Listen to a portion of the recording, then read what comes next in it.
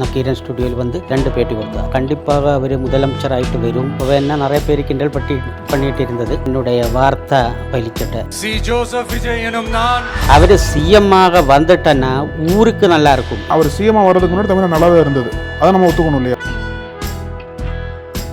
தீவிர ரசிகராக இருந்திருக்கீங்க. 2 முறை பார்த்த உடனே எப்படி ஒரு தலைவராக தெரிஞ்சார் உங்களுக்கு? காரில் ஏறி உட்கார்ந்து திருப்பி பார்த்தது அவர் காரம் இறங்கி டாட்டா சொல்லிட்டு போனது. ஆனால் அந்த குணம் வந்து இங்கே எல்லாத்துக்குமே இருக்கும் தமிழ்நாட்டில். ஜனங்களுக்கு மனசுக்கு சங்கடம் வர்ற ஏதாவது ஒரு பொருள் திருப்பி அவர் வந்து செய்துட்டேன்னா இது போயிடுவார். ஒவ்வொரு நாளிலும் என்னுடைய வேண்டுதல் உங்களுக்காகவே தலைவா உங்களுக்காகவே. Periyar Maniammai Institute of Science and Technology, Tanjavur. PIARC ranked number 17 in India by IIRF. ஆச்சி மசாலா. எந்த சமையலும் ருசி தேடும் ரகசியம். 20 ரூபாய். நக்கீரன் நேயர்களுக்கு வணக்கம். இந்த சிறப்பு நேர்காணலுக்கு உங்களை வரவேற்கிறோம். இந்த நேர்காணலில் நம்மோடு இணைந்திருப்பவர் திரு கிருஷ்ணதாஸ் அவர்கள். சார் வணக்கம். வணக்கம். கேரளாவிலிருந்து குருவாயூர் கோயிலை சேர்ந்த நீங்கள் இப்போ நம்ம ஸ்டூடியோக்கு வந்திருக்கீங்க. கொஞ்சம் வருஷத்துக்கு முன்னாடியே நம்ம ஸ்டூடியோக்கு வந்து பேட்டி கொடுத்துருந்தீங்க. அப்போவே வந்து என்ன சொல்லியிருந்தீங்க அப்படின்னா, விஜய் வந்து நிச்சயமாக சிஎம் ஆயிடுவார் அப்படின்ற மாதிரி அப்போவே அவங்க கணிப்பை சொல்லியிருந்தீங்க. ஸோ இப்போ எப்படி உணர்றீங்க? சிஎம் ஆனதுக்கப்புறம் உங்களுடைய பார்வை எப்படி இருக்குது? நான் வந்து 2018 2 வாட்டி இங்கே ஒரு பேட்டி கொடுத்தாங்க.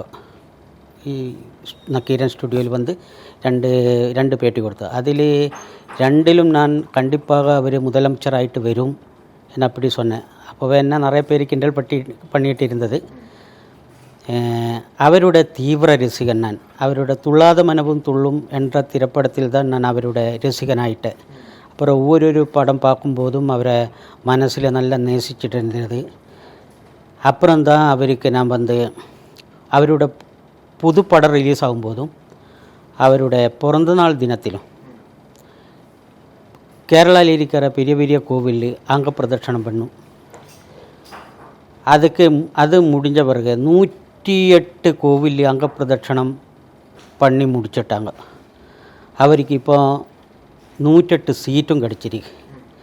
அவர் முதலமைச்சராகி வந்தாச்சு. அப்போ எனக்கு ரொம்ப மோசமான கமெண்ட் போட்டவரையெல்லாம் அவர்கிட்டையெல்லாம் நான் சொல்கிறேன். இப்போது எனக்கு ரொம்ப மோசமான கமெண்டெல்லாம் உங்களை போட்டல. இப்போது என்னுடைய வார்த்தை பயிலிச்சிட்ட அவர் சிஎம் ஆகிட்ட. என்னுடைய ஆசை என்னன்னு சொன்னால், அவர் சிஎம் ஆன பிறகு எனக்கு எதுவும் தேவையில்லை. அவரை ஒரு தடவை கூட பார்க்கணும், அவ்வளோதான். வேறு எதுவுமே இல்லை எனக்கு. நான் குருவாயூர் கோவில் நாதஸ்வரத்துக்கு ஸ்ருதி வாசிக்கிறேன். லட்சதீப விளக்கு பூஜை அதில் நாதஸ்வரத்தில் வந்து ஸ்ருதி வாசிச்சுட்டு இருக்கிறேன் நான். ஆண்டவன் குருவாயூரப்பன் மேலே அவ்வளோ நம்பிக்கை வச்சிருக்கு. குருவாயூரப்பன் தான் எனக்கு எல்லாம். குருவாயூர் கோவில் 3000 அதிகம் அங்கே பிரதட்சணம் பண்ணியிருக்கேன் நான். 3000 அதிகம். அப்புறம் இவரை ரசிகனான பிறகு நான் எல்லா வேண்டுதலும் இவருக்கு தான் பண்ணுவேன். கோவில் அர்ச்சனை பண்ணுறது, அன்னதானம் வழிபாடு பண்ணுறது. கேரளாவில் ஆலத்தியூர் ஹனுமான் கோவில் அங்கே அன்னதான வேண்டுதல் பண்ணியிருந்தது, அங்கே பிரதட்சணம் பண்ணியிருக்கு. மதுரை மீனாட்சி அம்மன் கோவில் பண்ணியிருக்கு. பழமுதிர்ச்சோலை மதுரை. அப்படி இதெல்லாம் கொண்டு போகிறது என்னுடைய அருமை நண்பன் ஆணியூர் பாலாஜி. அவன் மதுரையில் தான் இருக்குது. அவர்கிட்ட தான் நான் சொல்லுவேன், எனக்கு மதுரையில் நம்ம தளபதிக்காக அங்கே பிரதட்சணம் பண்ணணும்னு சொன்னால் இவன் என்னை கூப்பிடுவான், கிருஷ்ணதாஸ் வந்துடு நமக்கு செய்யலாம். அப்படி அவன் கூப்பிட்ட பிறகு நான் போய் பழமுதிர் சோலை, அப்புறம் வந்து அழகர் கோவில் இங்கெல்லாம் அங்கே பிரதட்சணம் பண்ணிட்டு இருந்தது. ரொம்ப சந்தோஷமாக இருக்குது எனக்கு. இந்த நிகழ்ச்சியிலே இங்கேன்னு வந்து உட்கார்ந்து பேசும்போது எனக்கு ரொம்ப சந்தோஷம் என்னன்னு தெரியுமா? 2018 வந்து அவர் முதலமைச்சராயிட்டு வரும்னு சொன்னப்போ 2 பேட்டி கொடுத்தாங்க. இங்கே ஹரிஹரபுத்திரன் அவர் தான் கொடுத்தாரு. 2 பேட்டி கொடுத்துட்டு அவரே சிரிக்கிறாங்க. முதலமைச்சராயிட்டு வரும்னு நான் சொல்லும்போது அவரே சிரிக்கிறார். நிறைய பேர் என்கிட்ட சொல்லிட்டு இருந்தேன், உங்களை ஜோக்கு சொல்லிட்டேன், வீடியோவில் சூப்பராக இருந்தது. ஆனால் உங்களுக்கு ஜோக்கு சொல்லிட்டேன். அவர் முதலமைச்சராயிட்டு வரும்னு உங்களுக்கு ஜோக்கு இல்லை. கண்டிப்பாக உறுதியாக நான் சொல்கிறேன், அவர் தமிழ்நாடு சிஎம் ஆகி வந்துடுவார். அது நான் சத்தியமாக சொல்கிறேன்னு சொல்லிட்டு இருந்தது. அப்புறம் அந்த அதில் நிறைய பேர் எனக்கு கமெண்ட்டு போட்டது எனக்கு படிக்கும்போது சங்கடமாக இருந்தது. ரொம்ப அசிங்கமாகி பேசிகிட்டு இருந்தது. அவருக்காக நீ போய் அங்கே பிரதட்சணம் பண்ணுற, எங்கேடா நீ அவர் எப்படி வரும், இப்படியெல்லாம் ரொம்ப மோசமாயிட்டு எனக்கு மனசு ரொம்ப நொந்து போய் கிடந்தது. அப்போ கூட என் மனசில் நான் குருவாயூரப்பட்டங்கிட்ட தான் சொல்லுவேன். என்னுடைய இஷ்ட தேவன் தான் அவர் குருவாயூரப்ப. அவர்கிட்ட சொன்னேன், இப்படியெல்லாம் எனக்கு கிண்டல் பண்ணிகிட்டு இருக்கேன், ஒரு நாள் அவர் சிஎம் ஆகிட்டு வரணும். அதே மாதிரி ஆண்டவன் அந்த வாய்ப்பு கொடுத்தது, அவர் சிஎம் ஆகிட்டார். சார், நீங்கள் விஜயோட ரசிகர்னு சொல்கிறீங்க, பல படங்களில் பார்த்துருக்கேன் ரசிகர்னு சொல்கிறீங்க. ரசிகராக இருந்த ஒருத்தருக்கு அவர் சிஎம்மாக வரணும் அப்படின்றதுக்கு என்ன காரணம்? என்ன அவர்கிட்ட பார்த்தீங்க அவர் என்னன்னு தெரியல. இங்கேருந்து எனக்கு இந்த வாயில் அப்படியே வந்துருச்சது. அவர் சிஎம்மாக வந்துட்டேன்னா ஊருக்கு நல்லா இருக்கும். எங்கள் ஊரில் இல்லை, இந்த ஊரில் தமிழ்நாட்டில் நல்லது தான் நடக்கும். ஆனால் அவர் சிஎம்மாக வர்றதுக்கு முன்னாடி தமிழ்நாடு நல்லா தான் இருந்தது, அதை நம்ம ஒத்துக்கணும் இல்லையா? இல்லை அல்ல, அப்போ எங்கிட்ட சொன்னது, இனிமேல் பாருங்கோ, இனிமேல் நல்லதாக இங்கே தமிழ்நாட்டில் நல்லதாக நடக்கும்னுள்ள நம்பிக்கை இன்னொரு வாட்டி இந்த ஸ்டுடியோவில் வச்சு குருவாயூரப்பன் அந்த வார்த்தை சொல்கிறதுக்கு எனக்கு வாய்ப்பு கொடுத்தது. நீங்கள் விஜயை திரையில் பார்த்துருப்பீங்க, நீங்கள் நேரடியாக பார்த்த மாதிரி பார்த்தேன். இல்லை, எத்தனை வாட்டி பார்த்துருக்கீங்க? சர்க்கார் படத்தில் நடிக்கிறதுக்கு போகும்போது பார்த்தேன். அதில் ஒரு சின்ன சீனில் நடிச்சிருந்தது, அப்போ பார்த்தது. அப்புறம் நீலாங்கரை எஸ்டேட்டில் போயிட்டு அவரை ஆனியூர் பாலாஜி கூப்பிட்டு போனேன்னு சொன்னேன்ல, அவர் தான் கூப்பிட்டு போய் காமிச்சேன். நான் அவரை முன்னால் ஒரு ஃபோட்டோ எடுத்து வெளியே போயிடுச்சு. அப்புறம் அங்கேருந்து பாலாஜி சொன்ன, அவர் தான் சாருக்காக ஒவ்வொரு கோவிலில் போய் அங்கப்பிரதட்சணம் பண்ணுற கிருஷ்ணதாஸ். சரி, அவரை இன்னொரு தடவை பார்க்கணுன்னு சொல்லிட்டு இருந்தது. அவர் என்ன பாலாஜி என்கிட்ட சொன்னேன், கிருஷ்ணதாஸ் சார் உங்களை கூப்பிட்றாங்க வாங்கன்னு சொல்லிட்டு கூப்பிட்டு சாருக்கிட்ட நின்று நான் இது வெப்சைட்டில் வந்தது, இந்த வார்த்தை வெப்சைட்டில் வந்தது, அது பார்த்துருக்கு, ஏற்கனவே பார்த்துருக்கு, ரொம்ப சந்தோஷமாக இருக்குது அப்படியெல்லாம் சொன்னேன். என்னன்னு தெரியல, இந்த உலகத்திலே எத்தனையோ நடிகர் இருக்குது. ஆனால் விஜய் சார் படம் பார்க்கும்போது ஒரு சந்தோஷம். என்னுடைய இதுதான் நான் சொல்கிறேன். இல்லை, அதுதான் நீங்கள் ஒரு தீவிர ரசிகராக இருந்துருக்கீங்க, அதில் தப்பு இல்லை. அவர் 2 முறை நேரில் பார்த்துருக்கிறதா சொல்கிறீங்க இல்லையா? 2 முறை தான் பார்த்துருக்கீங்க, தீவிர ரசிகராக இருந்திருக்கீங்க. 2 முறை பார்த்த உடனே எப்படி ஒரு தலைவராக தெரிஞ்சார் உங்களுக்கு? அவரை குணம், அவரோட பேச்சு, அவர் எங்கூட பேசுறது, தோளில் கை போட்டு, ஏற்கனவே நான் இது பார்த்துருக்கப்பா சந்தோஷமாக இருக்குது, இன்னும் பார்க்கலாம், அப்படியே அவருக்கு காரில் ஏறி உட்கார்ந்து என்னை திருப்பி பார்த்தது, அவர் காரம் இறங்கி டாட்டா சொல்லிட்டு போனது. ஆனால் அந்த குணம் இங்கே எல்லாத்துக்குமே இருக்கும். தமிழ்நாட்டில் யாரை பேசினாலும் கட்டி பிடிச்சிக்கோங்க, ஆரத்துலேயும் வர அந்த குணம் தமிழ்நாட்டில். இது நான் சொல்கிறது என்னோட மனசில் எழுது சொல்கிறது. அரசியல் ஒவ்வொருத்தருக்கு ஒவ்வொரு நான் இந்த அரசியல் கிடையாது. நான் கம்யூனிஸ்டுக்காரன். நான் கம்யூனிஸ்ட்டு கேரளாவில் கம்யூனிஸ்ட்டு கட்சியில் மெம்பராக இருக்கேன், நான் பார்ட்டி மெம்பராக இருக்கேன். ஆனால் ஒரு மனிதன் மேலே உங்களை மேலேயும் எனக்கு அவ்வளோ நான் அன்பு வைக்கனா வச்சுக்கலாம். நம்மளை குணம் நம்ம சேர்ந்து குணம் வச்சுட்டேன்னா அப்படி தான் நான்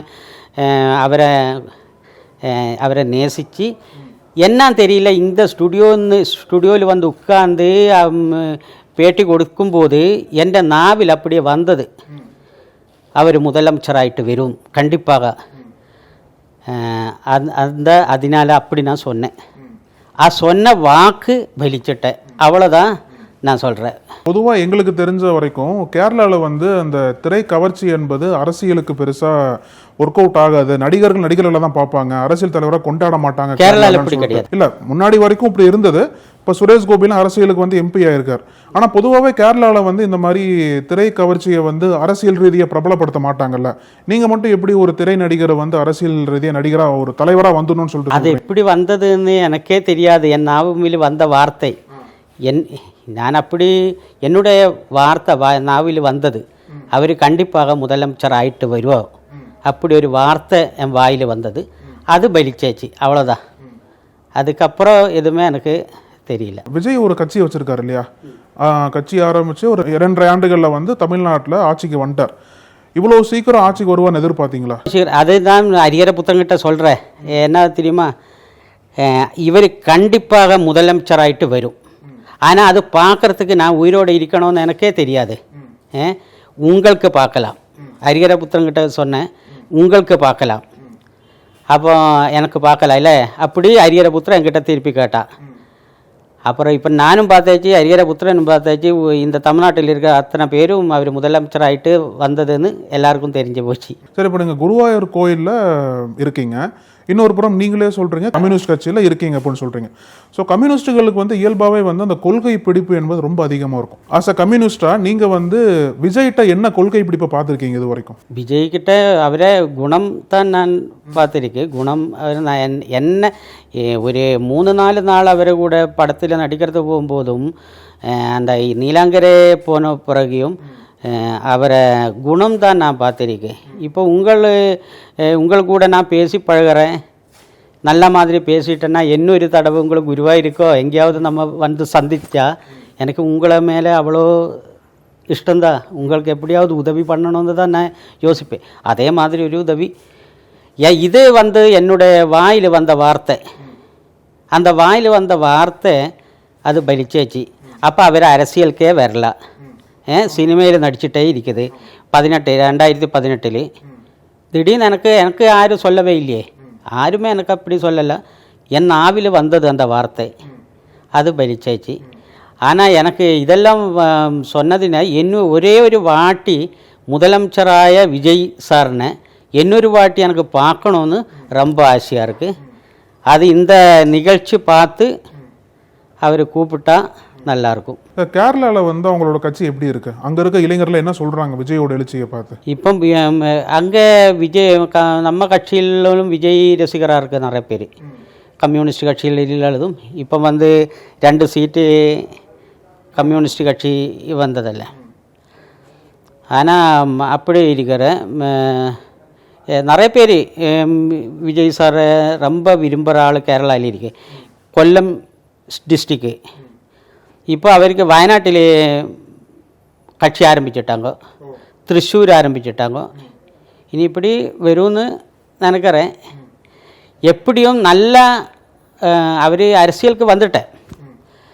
வந்த பிறகு மக்களுக்கு நல்லது செய்யலைன்னா, நல்லது செய்யணும், நல்லது செய்யலைன்னா ஜனங்கள் நம்ம ஓட்டு போடுற ஆளுங்கள்கிட்ட தான் இருக்கு. நல்லது செய்தால் தான் நல்லதாக இருக்கும். அது எனக்கு தமிழ் ரொம்ப கரெக்டாக வரல. முதல்ல ரொம்ப நல்லா பேசிகிட்டு இருந்தேன். பெரியம்மா வீடல் இங்கே மணலியில் தான் இருக்கு, மாத்தூர் மணலி. என்னுடைய அக்கா உஷாக்கா தான் எனக்கு இந்த தமிழ் கொஞ்சம் சின்ன வயசில் நான் அங்கே இருக்கும்போது கற்றுக் கொடுத்த, முதல்ல படிச்சுட்டு இருந்தது. இப்போ அதெல்லாம் கொஞ்சம் மறந்து போச்சு. இப்போது விஜய்கிட்ட என்ன எதிர்பார்க்குறீங்க? சிஎம்மாக வந்ததுக்கப்புறம் நடிகர் விஜய்கிட்ட வந்து சிஎம் விஜய் இந்த தமிழ்நாட்டுக்கு நல்லது செய்யணும், தமிழ்நாட்டுக்கு அவர் வந்து நல்லது செய்யணும்.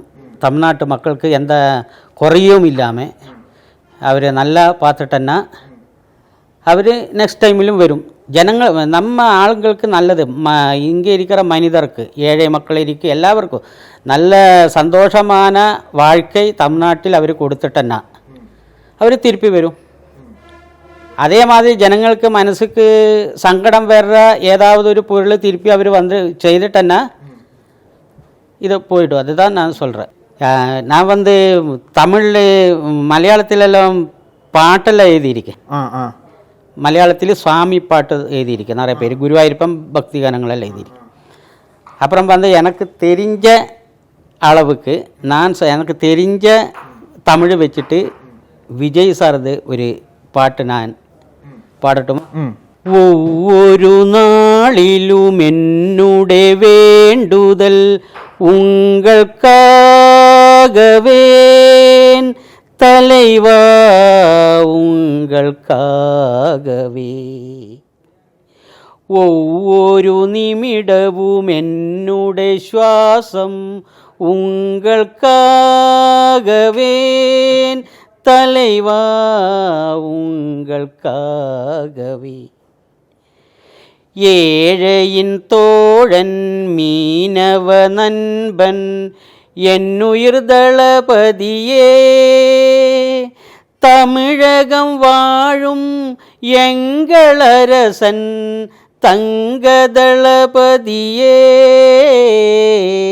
தங்கதளபதியே. இப்படி எனக்கு தெரிஞ்ச தமிழில் வச்சு ஒரு பாட்டு எழுதியிருக்கேன். சிறப்பு சார், சந்திச்சது ரொம்ப நன்றி சார். ரொம்ப சந்தோஷம் உங்கள் கூட இந்த பேட்டிக்கு வந்ததும். நக்கீரன் கோபால் சார்கிட்டையும் எல்லாருக்கும் நன்றி சொல்கிறேன்.